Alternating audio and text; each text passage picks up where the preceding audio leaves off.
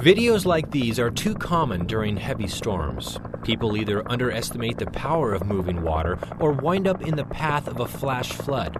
With a particularly wet El Niño on its way, the county is taking steps to ensure that their staff is trained to rescue those that find themselves in similar situations.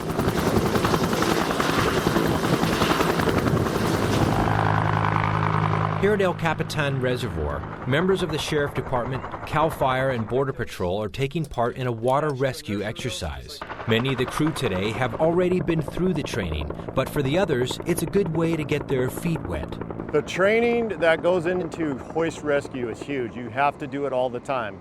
We call it a perishable skill. If you don't do it for 3 months, you probably shouldn't be out doing a real rescue. So we're doing this all the time to be at the top of our game. Once the volunteers are dropped into the water, the rescue operation begins.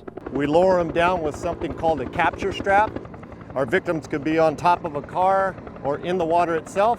Wrap the capture strap around him. He gives the ready for up signal. Hoist operator's looking down at him. We hoist them up into the helicopter and off we go. This might seem simple, but there's a lot to it. When you get over water, your reference points are moving, so you're churning up the water. You got to be able to stay over the top of your target without dragging them. So there's a lot of things that go into it to be stay proficient. We got to be really good at what we do. Rope, rope, rope! Water rescue training is also on the minds of the county's Department of Animal Services. Today in Carlsbad, instructors are teaching them rope and tether techniques, as well as swift water rescue drills for both people and animals. This is brand new training for our department. Our staff aren't trained, nor are they equipped. This is the first step. The officers are getting the training, then we have to get them the proper equipment so that we can put them in the water if we need to. Just got to make sure that the rope's not all tangled up. That's the biggest key, because then you can't throw it hard enough. Today's training is supervised under the watchful eye of Eric Thompson, who specializes in courses like these all across the country. There are technical animal rescue standards nationwide where animal specialists are trained to human rescue standards so they can go in and work in an emergency environment next to CAL FIRE, next to first responders, so we can evacuate people and animals together at that same high standard of safety. However, saving animals is quite different than saving people. Animals obviously don't know we're there to help a lot of times. We're usually in protective gear that is usually either bright colored or maybe scary, distressed animals. And so once we approach those animals, they may be defensive of their properties or very scared, or they may be injured.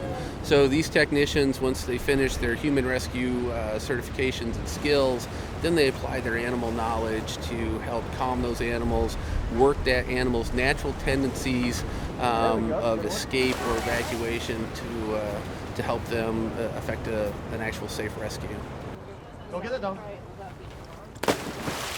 When they approach the animal, it's important to approach that animal with the assumption that it wants to bite you. It may not, but we're teaching them to bring a hand up on the shoulder behind the head to help push the head away if they would try to bite, and then to bring an arm over to trap the body or secure the body against theirs, and then they bring the head up out of the water so as they're towed in, the water doesn't get in the nose and mouth of the animal.